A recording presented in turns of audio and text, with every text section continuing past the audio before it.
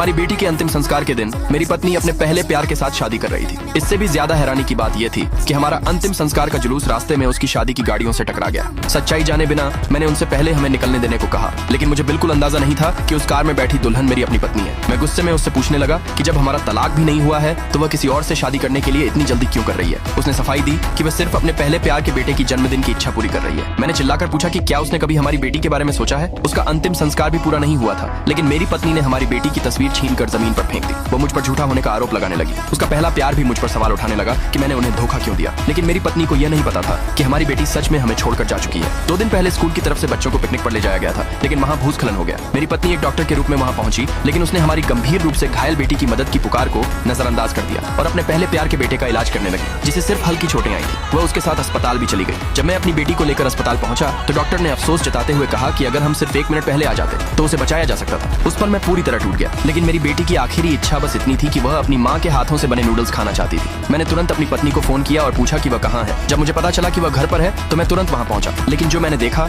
उस पर मुझे यकीन नहीं हुआ। मेरी पत्नी ने घर को बहुत सुंदर तरीके से सजाया हुआ था। पहले मुझे लगा कि वह हमारी बेटी के लिए सरप्राइज तैयार कर रही है, लेकिन अगले ही पल सच्चाई सामने आ गई। वह अपने पहले प्यार के बेटे का जन्मदिन मना रही थी। मैं उससे बहस नहीं करना चाहता था। मैंने सिर्फ उससे हमारी बेटी के लिए एक कटोरी नूडल्स बनाने को कहा, लेकिन उसने वो ताजा बने नूडल्स भी उसी लड़के को दे दिए। मेरे जोर देने पर आखिरकार उसने नूडल्स वापस दे दिए। जैसे ही मेरी बेटी ने एक और खाया, उसे उल्टी हो गई और उसकी हालत अचानक बहुत खराब हो गई। उसी समय मेरी पत्नी अपने पहले प्यार के बेटे के साथ खुशी खुशी जन्मदिन का गाना गा रही थी। उसे अपनी बेटी की हालत की कोई परवाह नहीं थी। अपनी आखिरी सांसों में भी मेरी बेटी अपनी माँ का इंतजार कर रही थी, लेकिन मेरी पत्नी को अब भी यही लग रहा था कि हमारी बेटी जिंदा है। वो गाड़ी की तरफ भागी ये देखने के लिए कि अंदर क्या है। ये देखकर मेरी माँ ने उसे रोकने की कोशिश की और विनती की कि ऐसा मत करो, लेकिन उसने मेरी माँ पर ही आरोप लगा दिया कि वह दिखावा कर रही है। उसने एक डंडी उठाई और शव वाहन पर मारना शुरू कर दिया। उसका यह व्यवहार देखकर वहाँ मौजूद सभी लोग हैरान रह गए। अगले भाग के लिए नीचे कमेंट में यस लिखे।